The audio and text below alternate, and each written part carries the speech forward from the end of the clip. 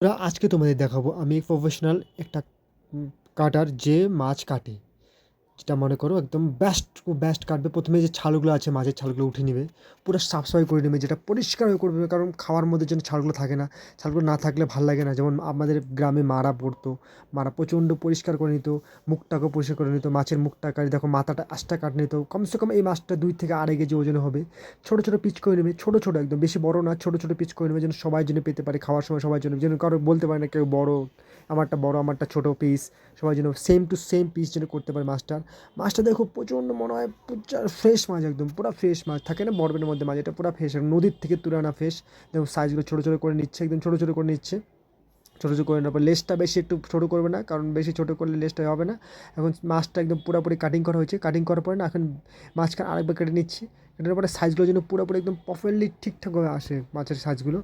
কিন্তু মাছটা দেখতে পুরো সুস্বাদু হবে, আর প্রচণ্ড সুস্বাদু হবে, প্রচণ্ড সুস্বাদু হবে। দেখো মাছটাকে সাইড দিকে নিচে, উপরে যে কাঁটাটা আছে না, ওই কাঁটাটাকে বার করার জন্য না আস্তে আস্তে কেটে নিচ্ছি, কারণ যেন বেশি জোরে কাটলে যেন পুরো সাইজটাই খারাপ না হয়ে যায়। দেখো মাছটা দেখতে মনে হয় মাটনের মতো লাগতেছে, দেখতে মাটনের মতো, মানে মাংসের মতো লাগছে দেখতে মনে হয়।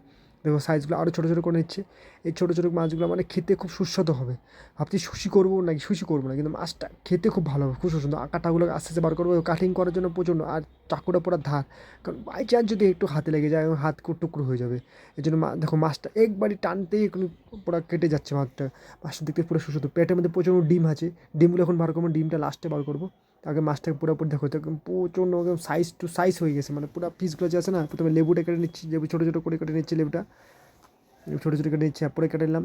যা আছে তোমার এই রসুন, পেঁয়াজ, আদা, লঙ্কা সব কিছু আমরা কেটে নিলাম। নেওয়ার পরে না হলুদ, লঙ্কা, লাল জিরা গুঁড়ো, মশলা টশলা যতগুলো আছে মাছে দেওয়ার জন্য, মাছটাকে ভাবছি না, মাছটাকে টুকরো টুকরো করবো না, যেটা নতুন একটা কিছু নতুন ডিশ তৈরি করবো। এটা পুরো মশলাটাকে না মাছকে ভিতরে ভিতরে পুরো ভিতরে ঢুকিয়ে দেবো, ঢুকিয়ে দেওয়ার পরে আবার চেষ্টা করবো।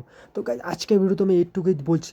নেক্সট ভিডিওতে আমি পুরোপুরি দেখো মাছটা খাওয়ার মানে পাকা রান্না করার পরে খাইতে কেমন লাগে, সুস্বাদু না ভালো লাগে না খেলে, আপনার পুরো ভিডিওটা দেখার জন্য খুব ভালো লাগলো আমাকে।